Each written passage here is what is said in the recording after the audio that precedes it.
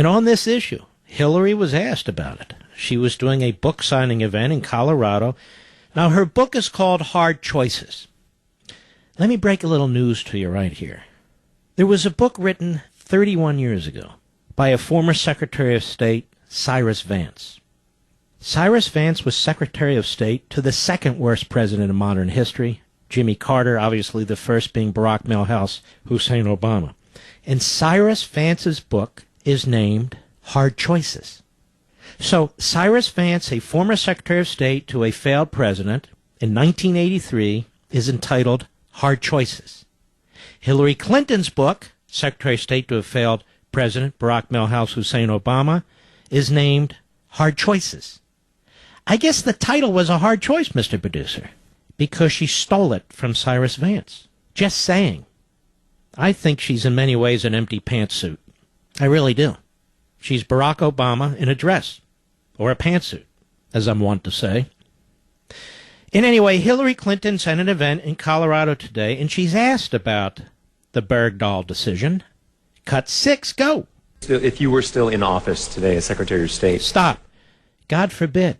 What a disaster. Followed by another disaster. John F. D. Student Kerry. Go. Would this have been the move that you would have made to support this? And what really should be foremost on our minds with respect to this issue? Well, I can't answer the question that way because I don't believe in sort of second-guessing people who have to make these hard choices. She doesn't believe... She doesn't believe in second-guessing people that have to make hard choices?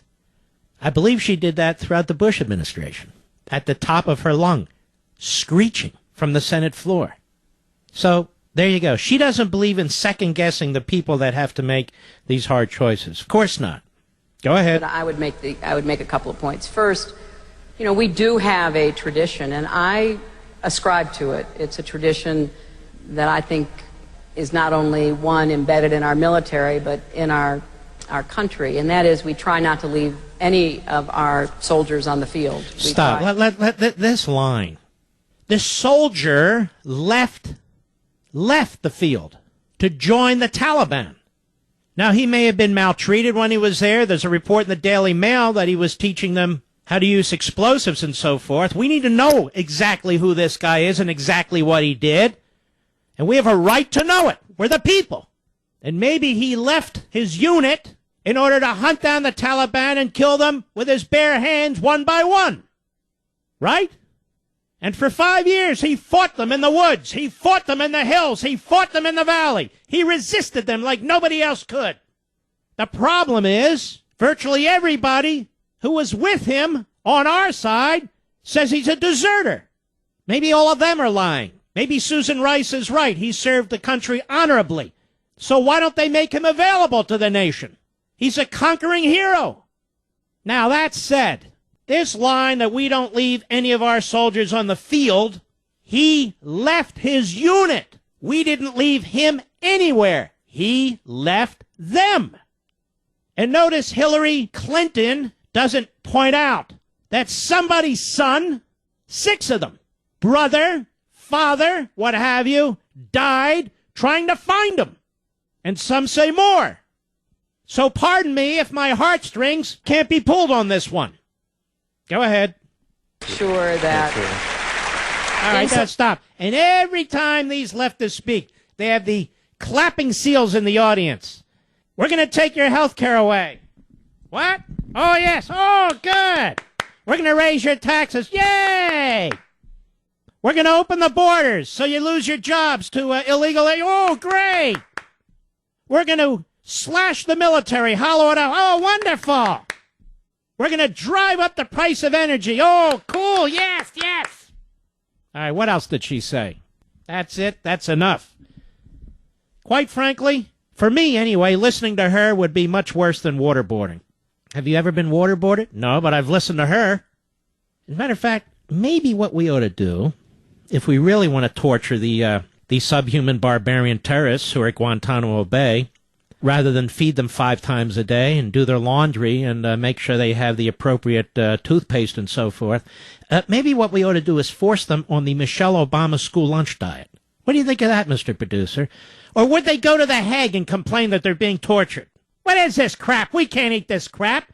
Let the children of America eat it in the public schools. You expect us to eat it? Anyway, let me repeat, just so the backbenchers tomorrow can hear this. Hillary Clinton's book, Hard Choices, has the exact same title as Cyrus Vance's book, Hard Choices, from 1983. He, a failed Secretary of State to the failed President Jimmy Carter. She, a failed Secretary of State to the failed President Barack Obama.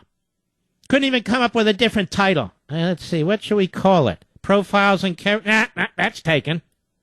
The Iliad, that one's taken. I have it, Hard Choices. Nobody remembers Cyrus Vance. Let's use that one. Rather than failed secretary, I guess. Anyway, what else do you want to know about this guy? What else do you want to know? There's nothing else to know. He's in Obama's witness protection program. Nobody can get to the guy. We know that these 5 barbarians who were released, they're going to kill again. These are the generals in the terrorist movement. Not some of the schlubs that they drag out of the villages. These are them. This is it. So Obama's negotiating with the Taliban, as he calls them. Like a Disney song. Taliban. No, more like, who is that? That guy, the little bird guy that sings that song, Little Bird. Remember that leftist? I think he's from Jamaica. I can't remember. Whatever. Taliban. That said, isn't it interesting the proclivity this administration has for making nice with terrorists? What do you mean, Mark? Well, backing the Muslim Brotherhood, inviting them into the Oval Office, supporting them in Egypt while they're wiping out Christians. You know them. How? The Taliban? Negotiating with them, the enemy, terrorists, who decapitate their prisoners, quote unquote, and have slaughtered American soldiers, have slaughtered innocent children and women. Oh, them. And then there's Hamas. Do you know today? Of course you don't know, because I haven't mentioned it, and it's sort of a third-tier story when it ought to be a top-shelf story. This administration, well, where is this idiot? The spokes idiot at the Department of State, or the Department of Confusion, I ought to call it. Her name is Jen Psaki. She's the State Department spokes idiot. Do you know the U.S. now supports this unity government among Abbas and Hamas? Can you believe that? This is what I mean. Obama is, he doesn't have to face re-election. Listen to this. Cut 8, go. What is the U.S. government's view of the so-called Palestinian unity government that was sworn in today by Palestinian President Abbas? Well, at this point, it appears that President Abbas has formed an interim technocratic government that does not include ministers affiliated with Hamas.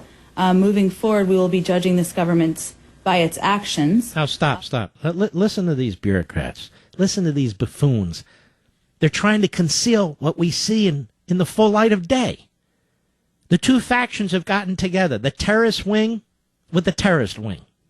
Abbas and Hamas. Hamas is a terrorist organization recognized as such by our government.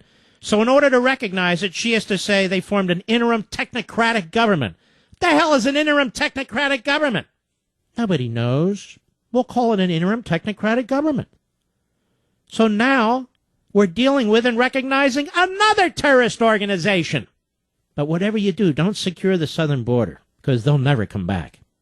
Go ahead, please. Based on what we know now, we intend to work with this government, but we'll be watching closely to ensure that it upholds the principles that President Abbas reiterated today. Stop. I don't work with what government? It's an interim technocratic government. Why would we work with an interim technocratic government, Mr. Producer? It's interim and it's technocratic. In other words, it's not real. It's interim and it's technocratic. But we're going to work with it, you see. We're going to watch closely to ensure it upholds. We're going to monitor it. That's the phrase. We're going to monitor the situation. And then what? Well, just monitor it.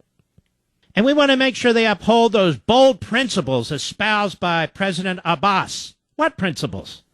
That they want to destroy Israel? Well, the other principles. What other principles? Go ahead. Follow up on this. When you say based on what we know now, we intend to work with this government, does that mean that based on what you know now, you intend to continue dispersing U.S. foreign assistance to the Palestinian Authority and this government? It does, but we will continue to... Whoa. It does? I thought it was an interim technocratic government. By the way, the guy sounds like, he's doing one of these phony phone calls, doesn't he, Mr. Bishop? Well, the guy on that commercial, that State Farm commercial. Anyway, go ahead with her. Evaluate the composition and policies of the new government and calibrate our approach accordingly.